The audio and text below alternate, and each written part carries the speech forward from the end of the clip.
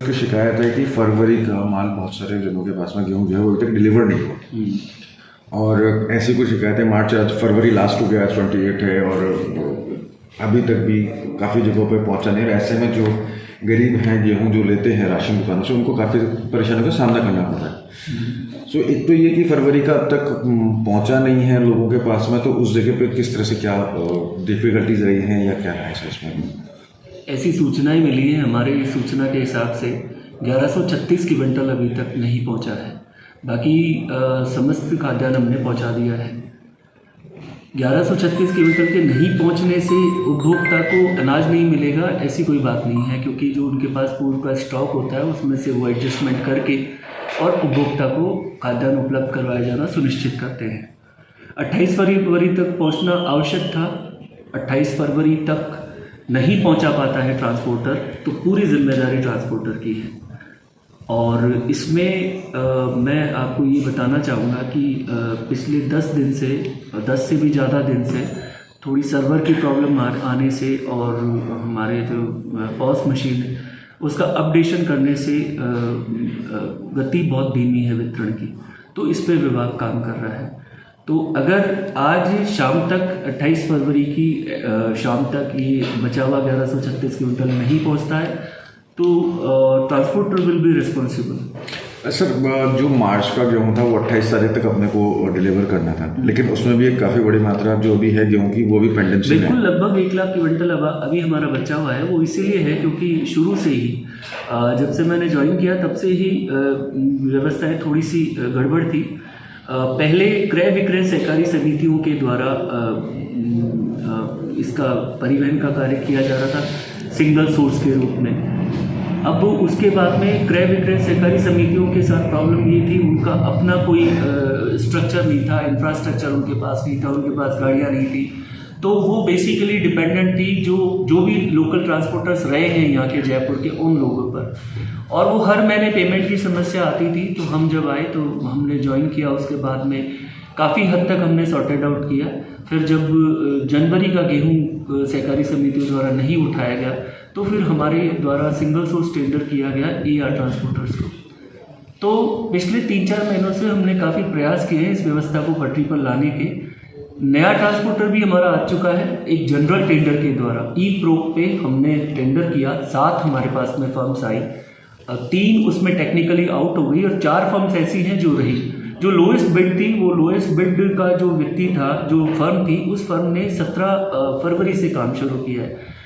तो नेचुरल सी बात है कि वो 1.5 लाख क्विंटल इसमें अभी उठाने की स्थिति में नहीं है।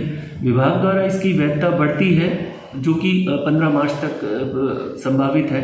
15 मार्च तक इसकी डेट बढ़ जाएगी तो 100% इसका उठाव करवा लिया जाएगा। सर, किसी कंडीशन में जो ट्रांसपोर्टर है वो अगर फेल होता है, वो पूरा 1 लाख क्विंटल टन जो भी माल है अभी गेहूँ है वो अगर पूरी तरह से उठा करके नहीं पहुंचा पाता है, तो ऐसे में क्या कार्रवाई विभाग के द्वारा ट्रांसपोर्टर के अगेंस्ट में की जाती है? नहीं, बिल्कुल इस पर ट्रांसपोर्टर पूरी तरह जिम्मेदार होता है। उसकी सिक्योरिटी अमाउंट हमारे पास रखा हुआ होता है। सबसे पहले स्टेप बाय स्टेप हम उसको कारण बताओ नोटिस भेज देंगे। कारण बताओ नोटिस के बाद में अगर हम सेटिस्फाइड नहीं होते उसके जवाब से, तो फिर जो भी एक्शन होगा वो लिया जाएगा। इसमें अंतिम हथियार ये भी हो सकता है कि उसे ब्लैक लिस्ट भी कर दिया जाए।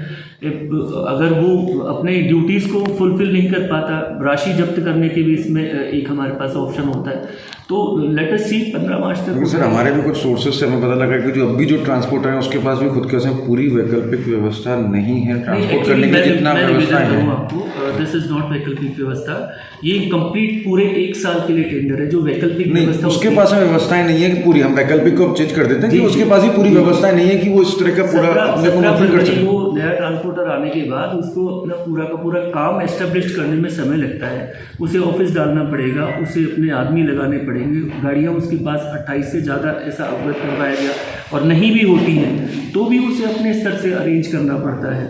तो ट्रांसपोर्टर, ये जो ट्रांसपोर्टर है ये भी शायद 2-3 अन्य जिलों में भी काम कर रहा है। तो मेरे ख्याल से ऐसी कोई बात नहीं है, जिम्मेदारी पूरी है उसकी। फिर भी अगर वो जिम्मेदारी नहीं निभा पाता है तो फिर he will be in trouble.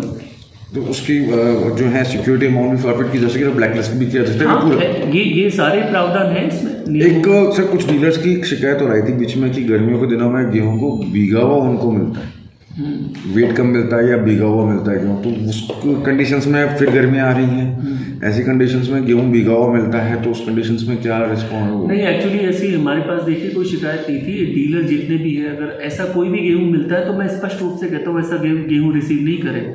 ये तो तुरंत विभाग को बताएं, हम यहाँ पर बैठे हैं इसको लुक आफ्टर करने के लिए। अगर ऐसा उसके पास गेहूँ आ रहा है तो वो रिसीव नहीं करे, वो सीधा फ़ोन करे मुझे, अपने संबंधित EOI को बताए तो हम करेंगे उसकी व्यवस्था। नहीं लेंगे वो, जब डिपार्टमेंट से हम बढ़िया क्वालिटी का FCI से गेहूँ पहुँचा रहे हैं और अगर बीच में कोई गड़बड़ हो रही है तो ट्रांसपोर्टर इज़ रिस्पॉन्सिबल।